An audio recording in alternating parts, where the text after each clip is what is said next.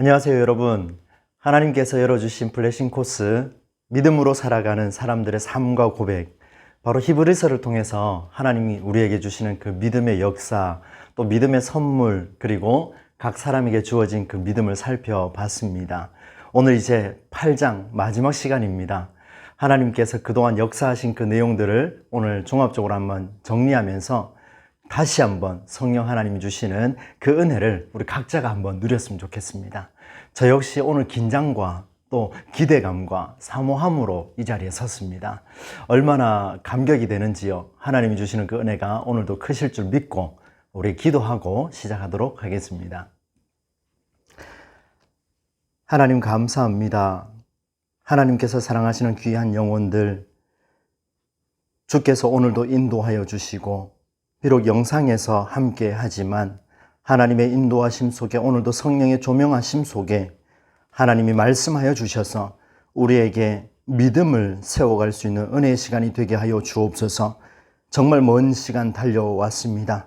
하나님께서 8장 마무리 잘할 수 있도록 인도해 주시고 오늘 주님께서 허락해 주신 이 일부 마지막 시간에 우리의 믿음을 다시 점검하며 선진들의 믿음의 유형을 살펴보면서 우리의 믿음을 더 깊게 뿌리 내려갈 수 있도록 인도하여 주옵소서. 하나님께서 이 한 시간 축복하여 주실 줄 믿사옵고 걸어가신 예수님의 이름으로 간절히 기도드립니다. 아멘. 정말 감사한 일입니다. 하나님께서 이 블레싱 코스, 바로 여러분들을 위해서 부족한 종을 또 사용하여 주셨고, 저는 너무나 감사한 것은 하나님께서 이 종을 사용하여 주셨다는 것에 감사하고, 또 저 역시 말씀을 보면서 하나님이 주신 그 놀라운 믿음의 깊이를 제가 먼저 은혜를 많이 받았습니다. 그래서 저는 오늘 빚진 자의 마음으로, 바로 그 사랑의 빚진 자의 마음으로 여러분과 마지막 시간을 한번 점검하려고 합니다. 모쪼록 하나님이 주시는 은혜가 여러분에게 함께하기를 간절히 소망합니다. 여러분, 우리 믿음에 대해서 우리 첫 시간부터 지금까지 달려왔습니다. 믿음이 무엇입니까?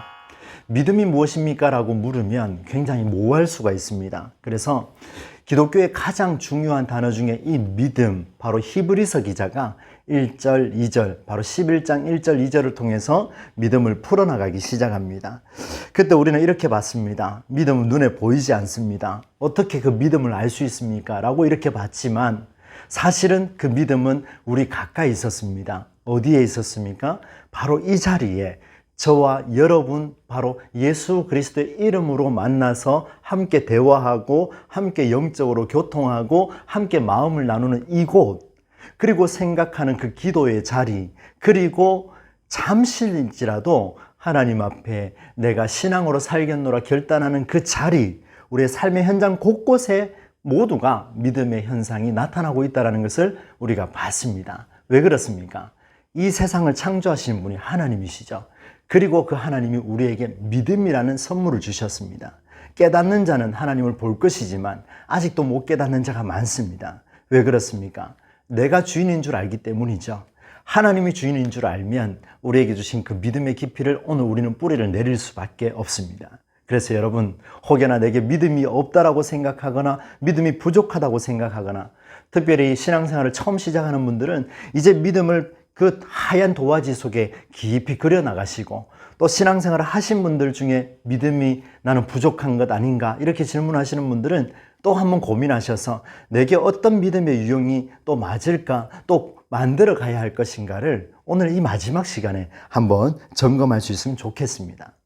여러분, 믿음은 하나라 그랬습니다.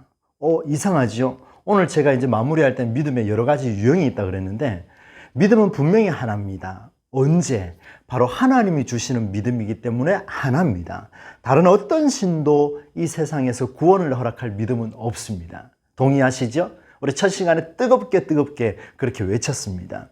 하나님이 주시기 때문에 하나이지만, 그러나 우리 각 사람은 하나님의 형상대로 각기 다르게 하나님께서 정말 아름답게 빚으시고 오늘도 예쁘게 만들어 가시고 오늘도 내가 너와 함께 한다라고 말씀하시는데 그것을 깨닫고 움직이는 형태는 다 다릅니다.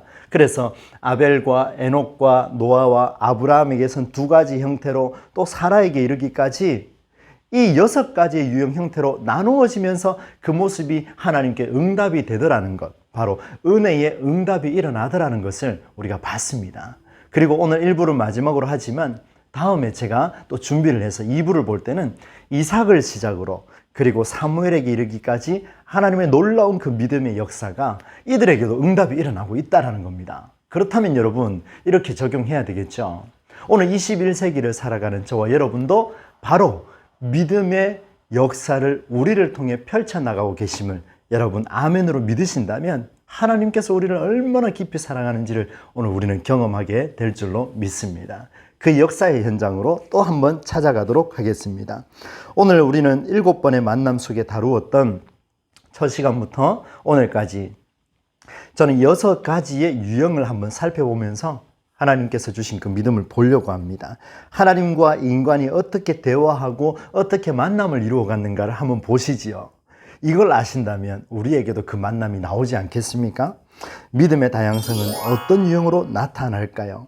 여러분 신앙생활은요 우물안 개구리식으로 하시면 안 됩니다.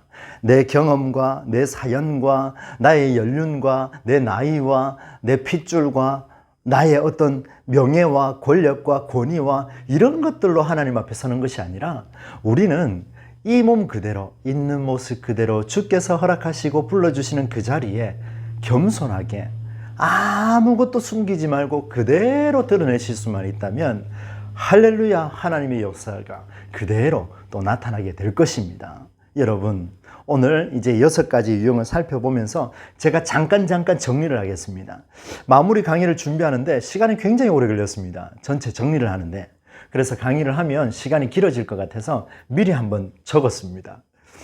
시간을 놓치지 않기 위해서 각각의 유형을 잠깐 살펴보고 그리고 난 뒤에 이 유형에 따라서 우리는 어떤 믿음의 유형을 갖고 있는가, 또 부족한 부분은 무엇인가, 또 내게는 있는데 남에게 보이지 않는 부분들, 평가해서는 안 되지만 그런 부분들을 보시면서 나 또한 어떤 믿음의 역사를 펼쳐나갈지 그 믿음을 구하는 은혜가 있기를 바랍니다. 그래서 우리가 이 말씀을 보는 이유가 아니겠습니까? 여러분 너무 놀랍습니다. 한번 정리해 보겠습니다. 첫 번째 유형은 바로 아벨입니다.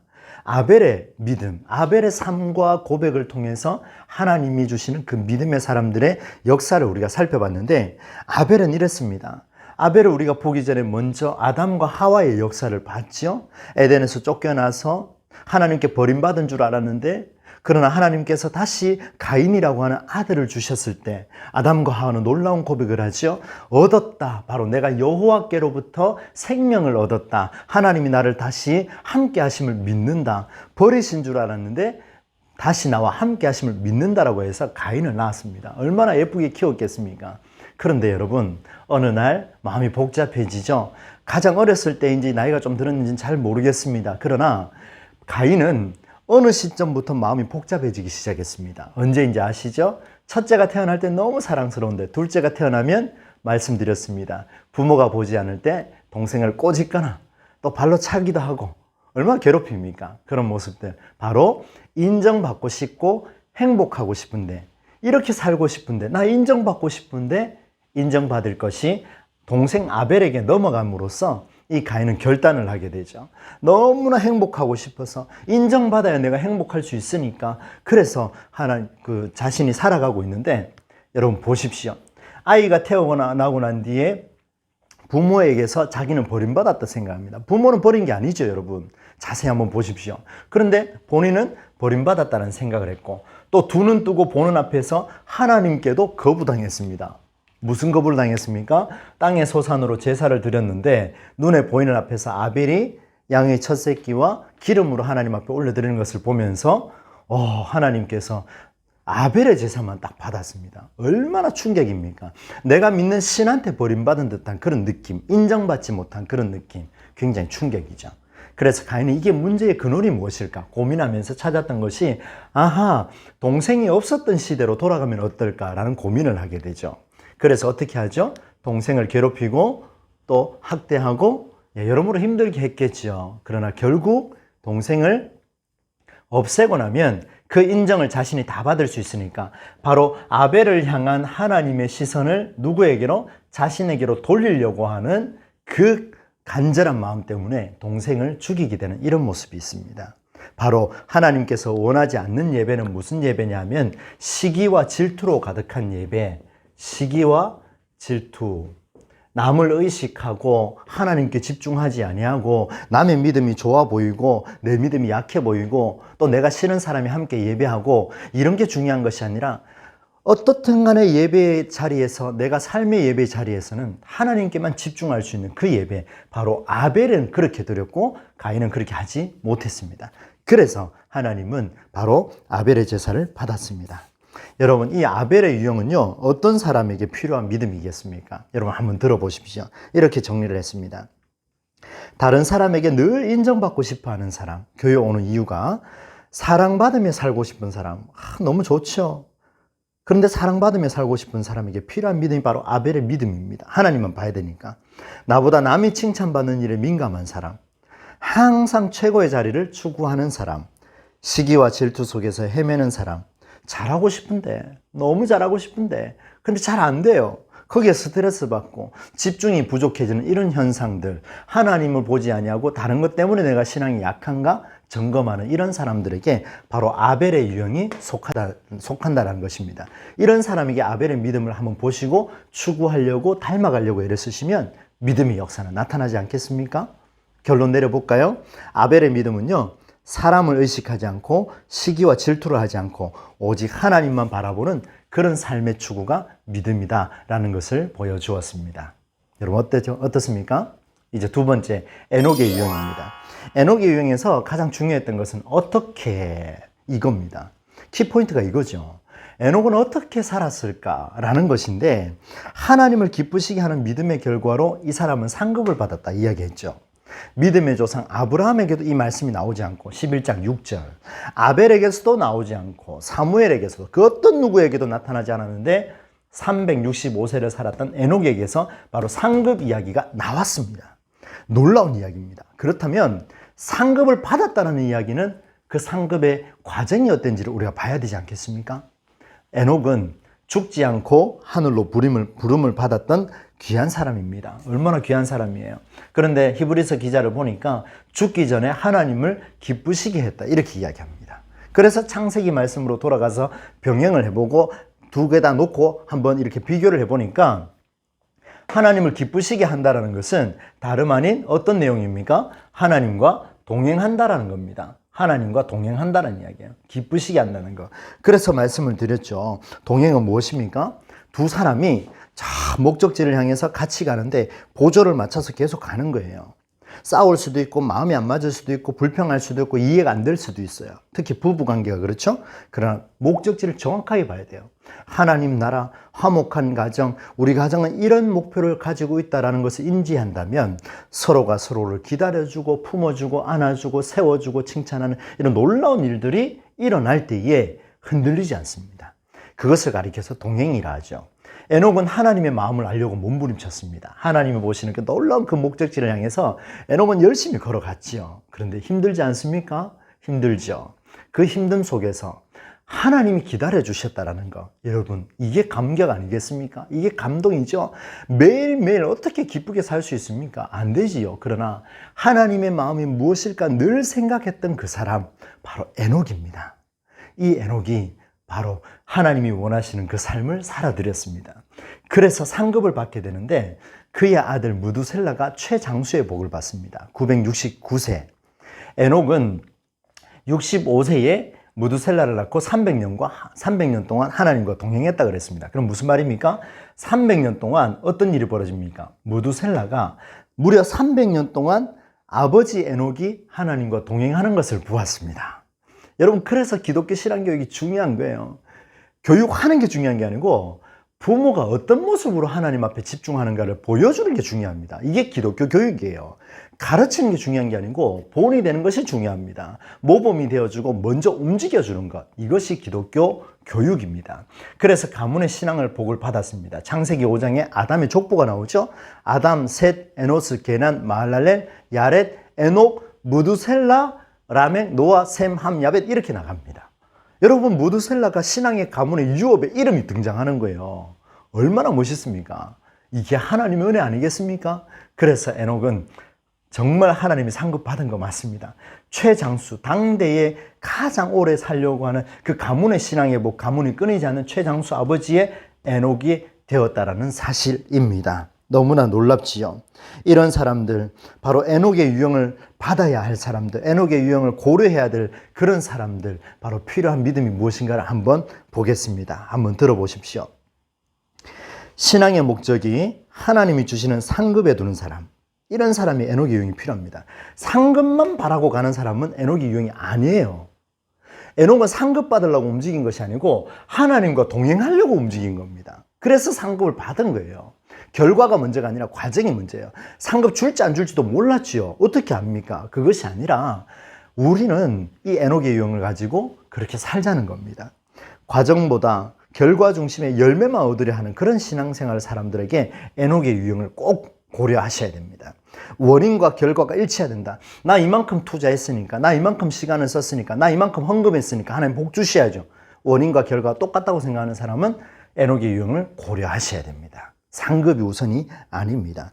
모든 일에 전투적으로 돌진하고 최고 상급축으로 마음이 편한 사람, 불도저 성품으로 신앙을 사는 사람, 남을 괴롭히는 사람, 이런 사람들 꼭 에녹의 유형을 살펴보십시오. 그러면 여러분 달라질 겁니다. 본인은 알아요. 본인은 압니다.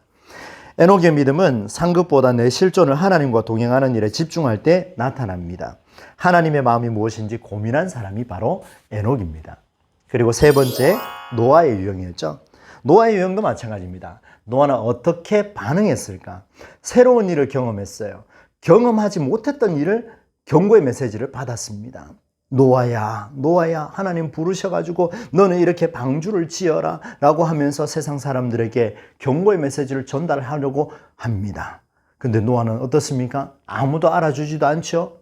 혼자서 묵묵히 가족과 같이 방주를 지어갑니다. 어마어마한 크기에, 예, 그죠? 큰 운동장보다도 더 크다고 말씀드렸죠. 그런 크기에 솔로몬의 궁전과 솔로몬의 성전보다도 더 큰 방주를 지어가는데 40일 동안 비가 올 줄 누가 알았겠습니까? 그 물이 150일 동안 땅에 있을 줄 누가 알았겠습니까? 수많은 시체들과 수많은 사체들이 떠다닐 때 얼마나 피비린내가 나겠습니까? 그걸 누가 알았겠습니까? 아무도 몰랐죠. 노아도 몰랐습니다. 그런데 여러분, 이 경고의 메시지를 듣고 노아는 하나님 말씀하신 그 약속만 붙들고 갑니다. 무슨 약속입니까? 하나님의 뜻은 세상을 구원하는 데 있다라는 것을 노아가 명확하게 알았습니다.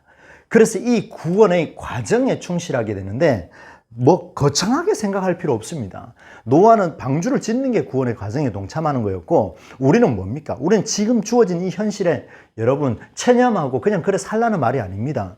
그냥 힘없이 사는 게 아니고 내가 정확한 목적이 있고 하나님 구원의 역사가 내 가정에 일어나고 내 삶의 터전에 내 직장에 일어나는 걸 믿고 간다면 과정에 정말 충실할 수밖에 없습니다. 최선을 다할 수밖에 없습니다. 그것이 노아의 믿음이었습니다. 다른 사람에서 안 나타났어요. 목적과 과정을 분리하지 않았습니다. 여러분 신앙과 여러분 삶을 분리하십니까? 나도 모르게 분리되어 있습니까? 여러분 그러면 노아의 믿음을 보셔야 돼요. 노아의 믿음을 보시고 내 삶의 터전과 신앙이 분리되어 있다면 일치하는 그 믿음이 뭔가를 노아를 통해서 만나셔야 돼요. 구원의 과정에 충실한, 즉 하나님의 구원의 과정의 역사에 이 사람이 동행하고 있다는 엄청난 일을 벌였던 사람이 바로 노아였습니다. 아무도 알아주지 않았지만 바로 그 역사의 현장에 노아가 있었습니다. 여러분 이 분리하지 않는 믿음의 역사를 우리가 한번 살아보십시다. 노아의 유형은요, 이런 자들에게 필요한 믿음입니다. 하나님 마음을 다 느꼈는데요, 여전히 내 경험을 의지하는 사람들이 있어요. 노아가 만약에 자기 경험을 의지했다면 방주를 지었겠습니까? 비가 오는 거 경험해 본 적도 없어요. 방주 지은 적도 없어요. 어떻습니까? 세상 사람들은 다 자기 경험에 의존했어요. 여러분 자기의 신앙의 경험을 의지하지 마십시오. 그렇게 되면 목적과 과정이 분리됩니다. 여러분 신앙과 여러분 삶의 현장이 분리됩니다. 확실합니다. 이것은 성경의 선포입니다. 여러분 구분하지 마십시오. 여러분 어디에 초점을 두셔야 되느냐? 하나님의 뜻이 있다면 구원의 과정에 동참하려고 그렇게 해야 돼요. 내 경험을 의지하면 안 됩니다. 시대 문화와 전통에 빠져서 그것이 전부라고 신뢰하는 사람 많이 들어보셨죠? 라떼 인생. 누가 지었는지 참 쏙쏙 귀에 들어옵니다. 라떼 인생. 그런 인생 좋지 않습니다. 저도 젊은 사람, 저도 젊지만 좀 더 어린 사람하고 이렇게 만나면 라떼라는 소리 듣습니다. 왜 그런지 아십니까? 내 경험 속에 신앙을 넣어버렸기 때문에요. 신앙 안에 내 경험이 들어가서 폭발적으로 경험이 풍성해져야 되는데 그게 아니고 도전하는 거 싫어하거든요. 아니란 게 좋거든요. 그래서 매너리즘이 좋거든요. 여러분, 이게 좋은 게 아닙니다. 하나님께서 노아의 믿음을 보시고 삶의 현장 속에 역동성을 요청하고 있습니다. 교회에서는 성경의 사람으로 살고 세상에서는 세상의 방법으로 사는 사람, 지식과 학문을 통해 상식으로 살고자 힘쓰는 사람, 내 상식으로는 하나님 불가능합니다. 그런데 여러분, 하나님의 상식인데요. 나중에 이 사라에게 또 나오잖아요. 굉장하죠? 정리합니다.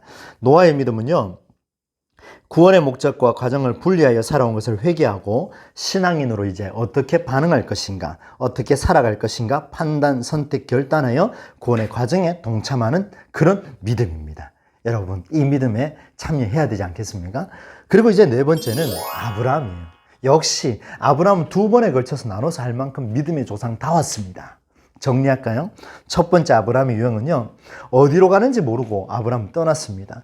내 친척과 내 고향집을 떠나서 내가 내게 가르쳐 준 곳으로 이동하라. 너를 축복하는 자에게 내가 복을 내리고 너를 저주하는 자에게 내가 저주하겠다 라고 하면서 엄청난 복을 주셨어요. 그 약속을 의지하고 갑니다. 그래서 창세기 12장 1절에 3절에 약속이고 4절 말씀을 보니까 주께서 말씀하신 대로 어딘지 모르고 떠납니다. 주께서 말씀하셨으니까 내 앞길 보이지 않아요. 보이지 않는데 여러분, 주께서 아시니까요. 이게 믿음이에요. 우리 앞길이 얼마나 막막합니까? 미래가 보이지 않습니다. 그러나 보이지 않아도 주께서 말씀하신 그 역사의 현장 속에 내가 뛰어드는 거예요. 그럼 어떻게 합니까? 하나님, 이곳에 내 상식으로는 통하지 않습니다. 내 경험으로 통하지 않습니다. 하나님과 함께 하고 싶습니다. 내게 지혜를 부어주옵소서. 그때 기도가 나오는 겁니다. 여러분, 학생들도 공부할 때 한번 보십시오. 막막할 때 살려달라고 기도하는 것이 아니라 그 속에서 하나님, 이것 또한 하나님이 나에게 향하신 약속의 과정이라면 주여 내게 지혜를 주시옵소서. 그래야 극복할 수 있습니다. 하나님 약속의 성취를 위해서 저는 이거 극복해야 됩니다. 하나님 열어주시옵소서. 최근에 제가 기도하는 제목입니다. 하나님의 놀라운 은혜가 있어야 되겠죠. 두 번째 뭐였냐면 이 약속의 땅에 들어갔는데 이 아브라함이 타국에서와 같이 나그네와 같이 이방인처럼 그렇게 살았다 이렇게 이야기합니다. 여러분, 약속받고 성취된 그 자녀가 남의 집 아버지 밑에 사는 것처럼 그걸 살면 됩니까? 안 되잖아요. 내 것으로 생각해야죠. 그런데 그게 성경의 정신은 아니었습니다. 성경의 정신은 놀라웠습니다. 바로 내 것이 아니라 이 모든 것이 하나님의 것이라는 그 나그네와 같은 심정으로 언제 떠날지 모르지만 그럼에도 불구하고 이것은 하나님의 것입니다라고 인정하고 살아가는 것이 바로 나그네와 같은 심정이라는 것을 우리가 보았습니다. 놀랍지요? 이게 정말 내 것이, 혹시 여러분은 보십시오. 제가 적어놨습니다. 하나님의 마음이 느껴지지 않습니까? 왠지 요즘 뭐 신앙생활에 그냥 매너리즘에 빠지고 내가 뭐 이렇습니까? 초신앙이라면은 내가 신앙생활 왜 해야 됩니까? 이런 거 느껴집니까? 그렇다면 한번 생각해 보십시오. 여러분 주변에 가지고 있는 내 것들, 물질부터 시작해서 내 가족들 전부 다 내 거라 생각하고 판단하고 말을 하십니까? 아니면 하나님의 것이라 생각하시고 판단하고 말하고 행동하십니까? 거기에 답은 여러분이 가장 잘 알고 있습니다. 역시 저의 삶은 제가 가장 잘 알고 있거든요. 그래서 하나님 앞에 엎드립니다. 하나님, 오늘도 내 것이라 생각했습니다. 하나님, 오늘도 하나님의 것인 줄 알고 이 모든 것을 누리되 하나님의 것임을 알고 하나님의 뜻이 이곳에 나타나도록, 내 가족에게 나타나도록 제가 무엇을 하면 좋겠습니까? 라고 물어보는 것이 기독 생활의 우리 그리스도인의 바로 믿음의 삶이라는 것을 보여주었습니다. 이런 아브라함의 유형은요, 이런 자들에게 필요한 믿음입니다. 들어보십시오. 주께서 주신 말씀도 내 기준에서 해석하는 사람이 있어요. 하나님의 복만 구하는 사람이 있어요. 약속의 일을 성취했다고 그것을 내 것으로 주장하는 사람이 있어요. 분명히 하나님 주셨거든요. 열심히 기도해서 주셨거든요. 그 순간 내 거 됩니다. 여러분, 아닌 것 같죠? 다시 한번 스스로에게 물어보십시오. 자연을 인간의 정복으로 대상으로 생각하는 사람, 가족을 가정의 안정을 위한 수단으로 생각하는 사람, 이런 사람 많죠. 특히 우리나라 사람들에게 주의해야 됩니다. 성경은 그렇게 말씀하지 않습니다. 내 몸과 같이 사랑하라. 그렇게 이야기합니다. 공동체에서 내가 주인이라고 생각하는 사람, 주의 몸된 교회가 내 것인 줄 착각하는 사람 정말 많습니다. 여러분, 이것이 기독교를 망치는 지름길입니다. 많은 액수의 헌금을 강조하고 있습니까? 그것도 좋지 않습니다. 여러분, 하나님이 원하는 게 진짜 무엇이겠습니까? 이런 거 다 내려놓고 오로지 하나님의 것인 줄 알고 지금 제가 무엇을 할까요? 라고 물어보는 그것이 하나님의 마음입니다.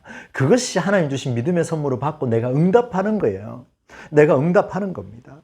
하나님, 저 어떻게 살면 좋겠습니까? 하나님 지혜를 주십시오. 그것이 혹 틀린다 할지라도 하나님이 약속인 줄 묻고 제가 한번 던져보겠습니다. 도전해보겠습니다. 하나님 그냥 내버려 두겠습니까? 나한테 계속 질문하는데 안 그렇겠어요? 여러분, 이 아브라함의 믿음은 주의 말씀을 내 생각이 아닌 하나님의 뜻으로 받아서 내게 주신 모든 부분을 하나님의 계획 안에 있는 것으로 믿는 것이 바로 아브라함의 첫 번째 믿음이었습니다. 두 번째 아브라함 믿음. 이것도 굉장히 독특했죠. 아브라함은 약속을 받았고 시험을 받았습니다. 첫 번째 약속은 뭐냐면 너에게 자손을 줄 것인데 너는 복의 근원이 될 것이다. 너희 복의 통로가 될 것이다. 하늘의 별과 같이 바다의 모래와 같이 자손을 줄 것인데, 그리고 100세가 되어서 사라는 90이 되어서 이삭이라는 아들 하나를 딱 주십니다. 아직까지 한 명 딱 주셨어요. 얼마나 귀합니까? 너무 귀하지요. 너무 귀하지요. 그런데 하나님이 다시금 이야기하시기를 너의 아들 이삭을 번제물로 바치라. 모리아에 있는 한 산으로 데려오너라. 거기서 번제물로 바치라 라고 이야기했습니다. 기가 막힌 이야기죠. 받은 약속, 받은 시험 서로 충돌이 일어납니다. 우리가 생각한 것이 이건 기쁜 줄 알았는데 때로는 보니까 절망하고 좌절하고 슬프게 되는 일들이 있더라는 겁니다. 하나님 주신 약속이 정말 행복한 줄 알았는데 살아보니까 고난이 되더라는 겁니다. 하나님 주신 약속이 늘 기쁨이 되는 줄 알았는데 살아보니까 내 삶에 시험이 되고 어려움이 되더라는 겁니다. 이럴 때 우리는 어떻게 해야 되겠습니까? 절망하지 마십시오. 비관하지 마십시오. 그렇게 가면 우울해집니다. 하나님 우리에게 우울증을 주려고 이 시험을 준 것이 아니라 하나님 우리에게 주신 모든 것들은 받은 약속과 시험은 서로 다른 것이 아니라 하나님이 주셨다는 것을 인정하는 겁니다. 이게 무슨 말이냐? 하나님은 약속을 이루어 가십니다. 이 시험 또한 하나님의 약속을 이루어가는 하나의 과정이라는 것을 받아들이라 라는 것이 믿음입니다. 놀랍습니다. 이거 쉽지 않습니다. 여러분, 그래서 아브라함은요, 여호와 이레를 기대하고 올라간 것이 아닙니다. 이렇게 이야기하죠. 우리는 순양을 준비했으니까 결론을 이야기하지만, 그러나 아브라함의 말을 한번 들어보십시오. 주께서 자기를 위해 준비하실 것이다. 이렇게 대답을 했습니다. 하나님께서 하나님의 약속을 성취하기 위해서 그곳에 하나님의 재물을 준비하실 것이다. 이렇게 말한 거예요. 여러분, 반대로 아브라함이 다 알고 올라갔다 그러면 하나님보다 전능합니까? 말도 안 되는 소리죠. 그렇지 않습니다. 하나님께서는 스스로 자기를 위해 이 약속의 성취를 위해서 오늘도 일하고 계시는데, 그래서 아브라함 믿음이 극적으로 나타납니다. 아들 이삭을 바치는 것도 칼을 들고 내려치려고 하는 그 순간 하나님이 급하게 아브라함아 아브라함아 불렀던 그 순간까지도 약속의 성취를 이루어가는 하나의 과정으로 봤다라는 사실, 그걸 믿음으로 받아들였다라는 이 사실, 이것이 아브라함을 믿음의 조상이라고 평가하는 놀라운 믿음의 표징이 아니겠습니까? 너무 멋있지 않습니까? 어떤 어려움이라 할지라도, 심지어 아들을 바치라 하는 그 명령까지도 아브라함은 약속의 성취라고 봤습니다. 약속의 내용에 따라 그 말씀이 구체화되는 것을 봤습니다. 얼마나 멋있어요. 아브라함의 이 유형, 이 믿음인 이런 사람에게 필요합니다. 들어보십시오. 삶에 어려운 문제가 왔을 때 하나님을 원망하는 사람 많죠. 그때 아브라함을 만나십시오. 모리아 산에 묵묵히 올라가는 그 아브라함을 만나십시오. 복을 주시고 저주를 주시는 문제의 하나님이라고 불평하는 사람이 있습니까? 고난의 여정을 부끄러워하거나 힘들어하는 사람이 있습니까? 어려움 속에서 사람들의 시선을 많이 의식하는 사람이 있습니까? 대인기피증이 있습니까? 우울증이 있습니까? 여호와 이레가 신앙의 목적인 사람, 다름 아닌 상급받고 하나님 복을 받아야 하는 그것이 목적인 사람도 이걸 봐야 됩니다. 아브라함은 그 목적을 그렇게 설명하지 않았습니다. 그 목적은 하나님의 약속을 성취를 위한 자기를 위해서 하나님 일하실 것이라는 것을 믿는 것밖에 없었습니다. 이것이 믿음이죠. 정리합니다. 아브라함의 믿음은요, 하나님이 주신 복과 시험을 분리하여 생각한 것을 내려놨습니다. 복과 시험이 한 분 하나님이 주신 것임을 전적으로 신뢰하고 이것 또한 하나님의 약속의 성취의 과정임을 인지하고 그럼에도 불구하고 훈련해 나가는 첫 발을 내딛는 이 일들, 모리아산으로 아들을 데리고 가는 그 심정, 이것이 바로 하나님의 역사이심을 믿었던 증거였습니다. 바로 아브라함의 믿음이었죠. 그리고 우리가 살펴봤던 마지막으로 봤던 사라의 믿음, 6번째 유형입니다. 히브리 기자의 놀라운 평가라고 저는 말하고 싶습니다. 가부장적 사회였죠. 남성 중심의 이 성서시대의 사람들, 특히 유교 중시의 우리 한국 사람들에게 하나님께서 히브리 기자의 펜을 통하여서 우리에게 이 시대에도 선포하십니다. 여성의 존재가 얼마나 귀한 것인가. 여성의 믿음이 남성에게 가려질 수 있는데 그것을 끄집어 올린 놀라운 역사적 사건, 이것은 인류를 흔들어 놓은 사건이라고 해도 과언이 아닐 것입니다. 아브라함의 아내가 아닌, 그래서 적어놨죠. 아브라함의 아내가 아닌 바로 하나님의 형상으로서의 사라를 보자는 겁니다. 남성 중심에 가려진 것이 아니라 하나님의 형상으로서 사라를 살펴보자는 겁니다. 어느 날 아브라함이 그 세 사람을 만나게 됩니다. 주님께서 보내셨죠. 말씀하시죠. 어느 날 내가 다음에 올 때에 너희에게 아들이 있을 것이다. 이렇게 말했죠. 그 말을 들었을 때 아브라함은 그 고뇌가 다 드러나진 않지만 아마 좀 당황을 했을 것 같습니다. 황당했을 것 같습니다. 그런데 그 말을 사라도 들었다라는 거, 저 천막 밖에서 들었다라는 거, 그때 사라의 태도가 어땠습니까? 비웃었습니다. 중얼거렸습니다. 가능하기는 한 소린가? 아마 이렇게 말하지 않았을까요? 뭐 어떤 표현이든 좋습니다. 하나님의 말을 허투루 들었다. 뭐 이런 표현이 맞지 않겠습니까? 그런데 하나님께서 노하셔서 아브라함을 불러서 내 아내 사라가 웃었다. 이게 아들을 못 낳는다는 말이 그 말을 하고 있는 그것이 맞느냐? 그리고 하나님이 사라에게도 말씀을 하시죠. 너 왜 웃었냐? 근데 사라가 대답을 하죠. 나 웃지 않았습니다. 두려워 떨면서 이야기했을 수도 있고 당당하게 이야기했을 수도 있고 어떻든 하나님 말씀하시니까 나 웃지 않았습니다. 두 가지의 큰 실수를 했습니다. 아니 잘못이죠. 비웃어버리고 중얼거렸습니다. 그리고 약속한 그 말씀에 따라 나는 웃지 않았다라고 거짓말까지 했습니다. 하나님의 말씀이 비상식적이니까 우리의 자연의 이치 속에서도 이해할 수 없으니까 하나님 그거는 도무지 내가 받아들일 수 없습니다. 아무리 하나님이라도 그렇지요. 그것은 비상식적입니다. 라고 말했던 것이 바로 사라의 모습이었습니다. 그러던 어느 날 아브라함이 그랄에 거주할 때 그랄 왕 아비멜렉을 만납니다.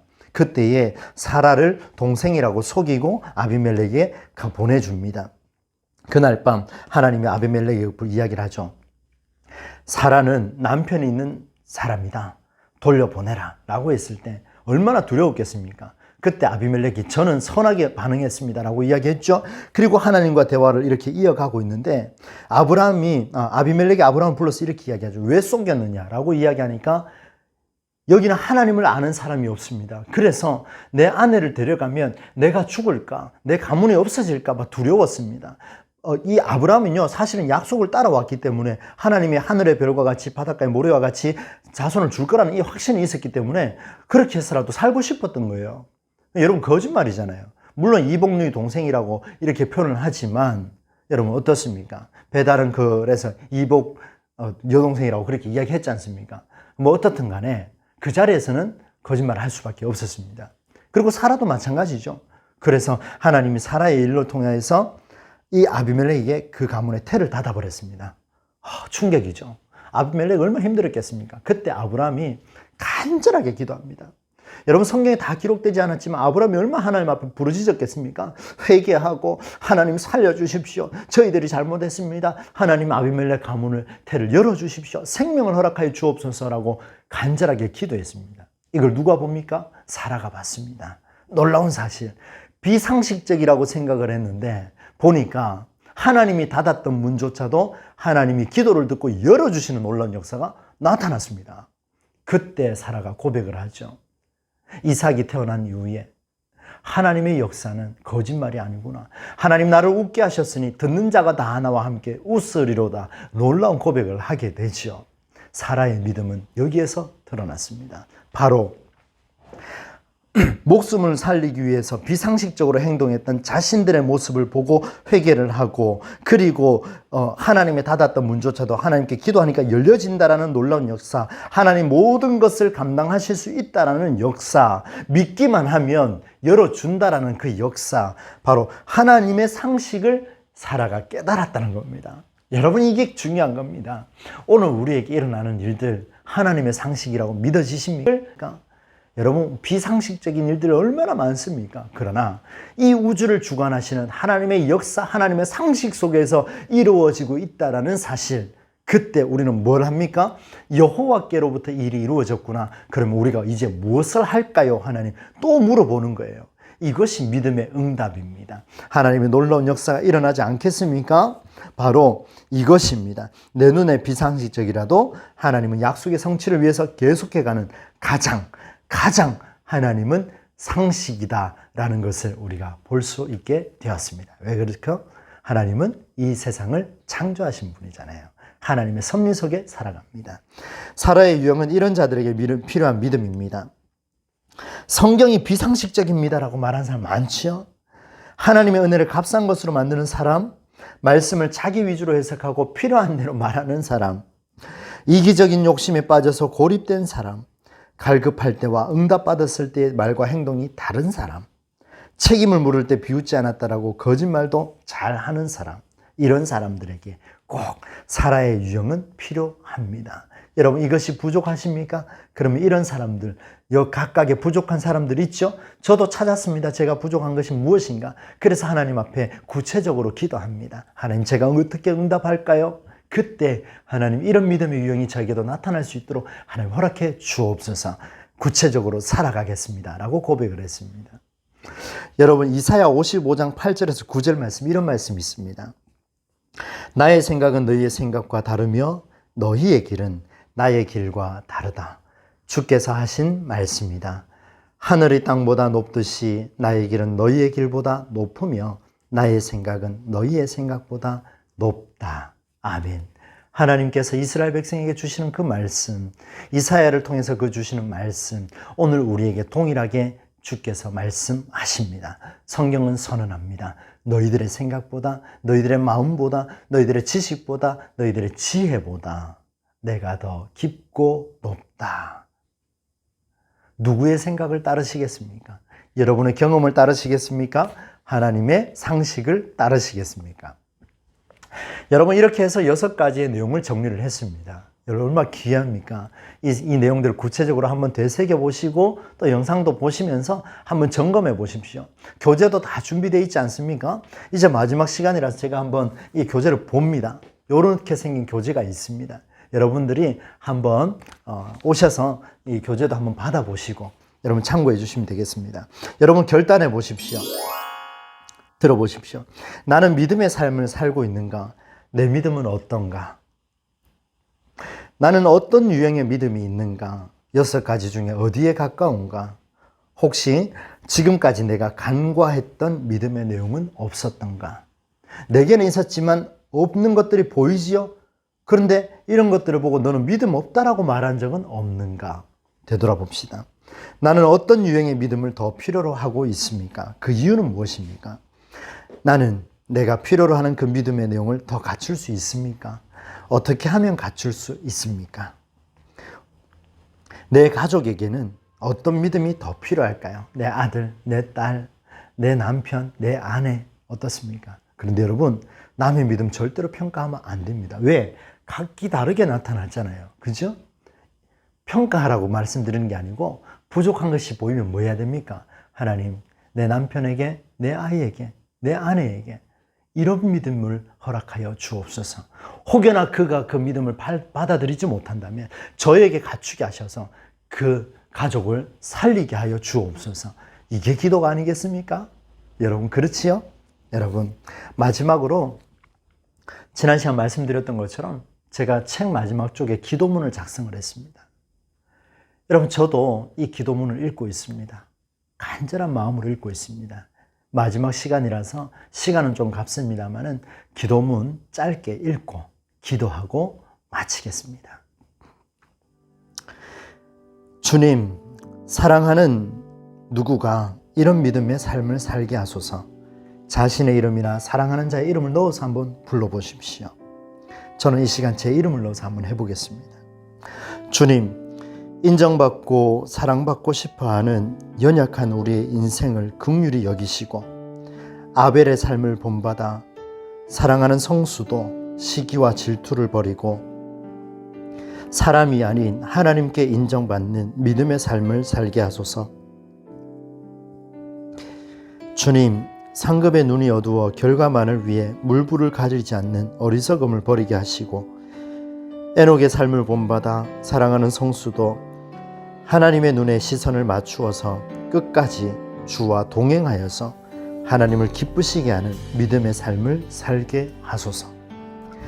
주님, 보이지 않는 미래와 어려운 현실을 두고 불평하기보다 구원을 이루어가는 하나님의 놀라운 과정을 깨닫게 하셔서 노아의 삶을 본받아 사랑하는 성수도 지금의 내 삶이 구원의 과정임을 믿고 좌절하지 아니하고 주어진 현실에 최선을 다해 구원의 역사에 동참하는 믿음의 삶을 살게 하소서. 주님, 하나님이 내게 주시는 감동을 거부하지 않게 하시고 내게 주신 모든 일의 주인이 하나님인 줄 확신하여 아브라함의 삶을 본받아 사랑하는 성수의 모든 삶, 가정과 교회와 관계 등 하나님의 뜻을 위해서 이 땅에서 나그네와 같은 그 믿음의 삶을 살게 하소서.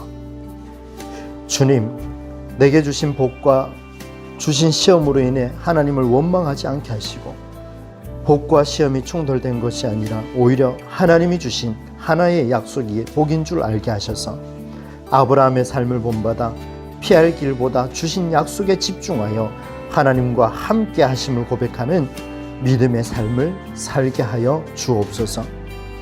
주님, 인간의 눈에 비상식적으로 다가오는 하나님의 말씀에 오늘 나는 비웃거나 거짓으로 일관하지 않게 하시고 사라의 삶을 본받아 내 경험과 내 상식보다 훨씬 더 높고 넓고 깊은 하나님의 방법이 가장 상식적인 우주 법칙임을, 가장 상식적인 창조 원리임을 깨달아가는 믿음의 삶을 살게 하여 주옵소서.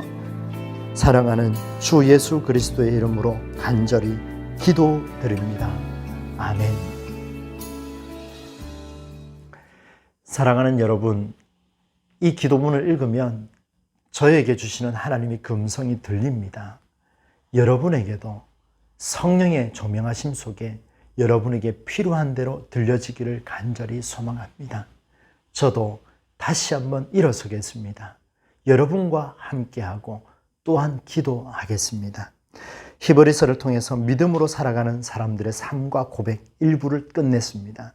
여러분, 곧 2부가 또 준비될 터인데 여러분 이 6가지의 유형을 보시면서 하나님이 주시는 인간의 응답, 그 믿음의 선물에 대한 인간의 응답을 고려하셔서 깊이 되새겨 보시기를 바랍니다. 저 또한 오로지 순종하며 응답하며 이 자리까지 왔습니다.